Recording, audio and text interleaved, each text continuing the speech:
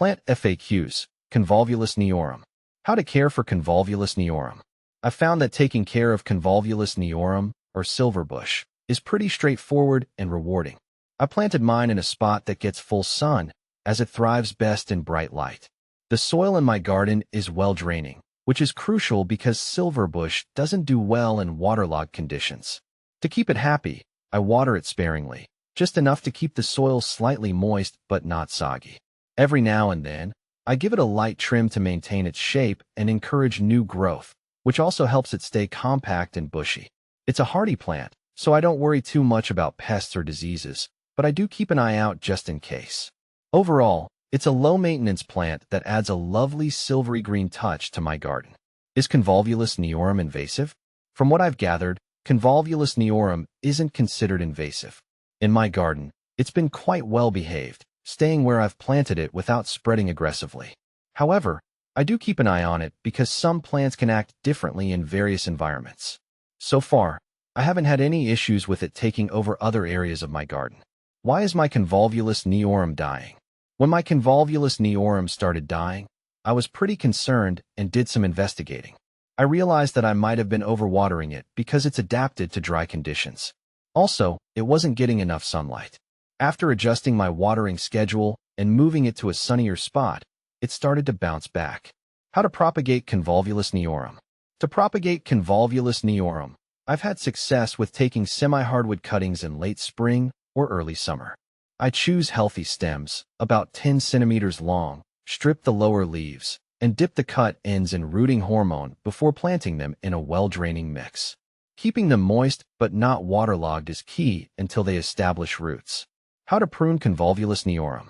Pruning my Convolvulus Cneorum is something I do to maintain its shape and encourage healthy growth.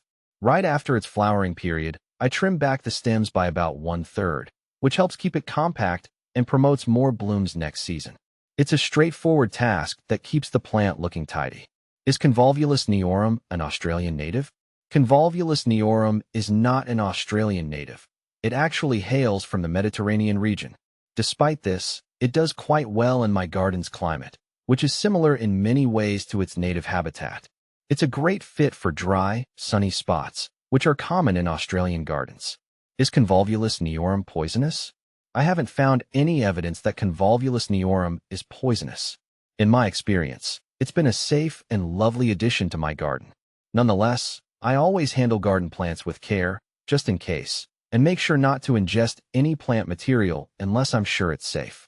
Is Convolvulus Cneorum poisonous to dogs? As for whether Convolvulus Cneorum is poisonous to dogs, I've checked multiple sources, and it doesn't appear to be harmful to pets. My dog has never shown any interest in eating it, which is a relief. Still, I keep an eye on my pets and discourage them from chewing on any plants, just to be safe. When to prune Convolvulus Cneorum. I usually prune my Convolvulus Cneorum right after its main flowering period, which for me is in late spring. This timing seems to work well, encouraging a healthy, compact growth habit and more blooms in the next flowering cycle.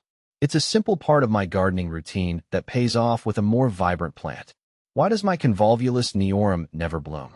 If my Convolvulus Cneorum isn't blooming, I look at a few potential issues. Insufficient sunlight is often the culprit since it needs full sun to thrive. Another factor could be poor soil drainage, which it doesn't tolerate well. I've also found that regular light pruning after flowering can help stimulate more blooms the following season.